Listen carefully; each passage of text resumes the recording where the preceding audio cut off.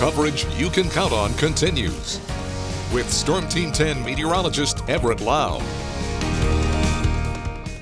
A cool start to our Friday, but that didn't stop 4-H'ers in Vermilion County from heading out to the fair.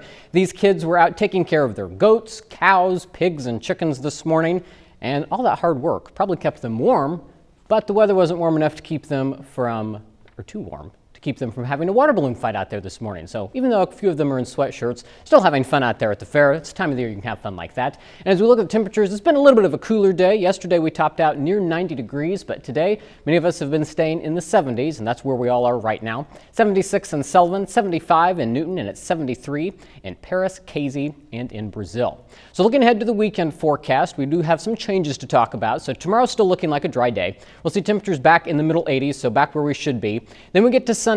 Most of Father's Day is going to be dry, but late in the day, Sunday evening going into Sunday night, there's a chance for a few scattered showers, and that chance will continue into Monday if you have the day off for Juneteenth. But temperature is going to be staying pretty typical in the middle 80s.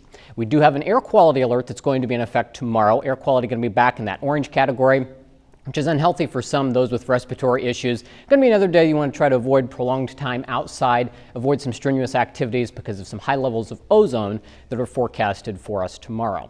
Looking at the Storm Team 10 storm tracker, you can see not much going on out there. Nice clear sky, but we do have some haze out there still from that wildfire smoke drifting overhead, and so that's going to stay with us, trying to dissipate a little bit as we get into the weekend. So I think we may get the sky to be a little more blue as we get farther into the week.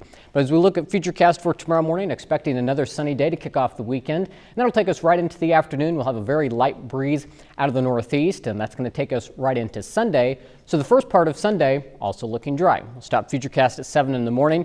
You'll notice that cloud cover is going to start to build in as we get into Sunday afternoon. But notice we're still dry at this point. And now the best chance of rain has been trending farther to the south as an area of low pressure looks to track farther to the south. So that's going to take the best chance of rain with it. But we get into Sunday evening, here's 8 o'clock. You can see some scattered showers going to be a possibility in southwestern parts of the News 10 viewing area. And that's going to be the case as we get into Sunday night going into Monday as well. Here's Monday morning at 6. You can see a few more of those scattered showers starting to develop. But for the most part, this best chance for rain now looks to stay along and south of Interstate 70. So we'll continue to monitor this forecast trend. If that area of low pressure sinks farther to the south, it's going to take the best chance of rain with it, and most of us will end up with a dry weekend. But if it were to bump farther back to the north, we would increase our chance of rain. So something we'll keep an eye on. Either way, it does not look to be a washout this weekend, so don't cancel any of your plans that you have going on.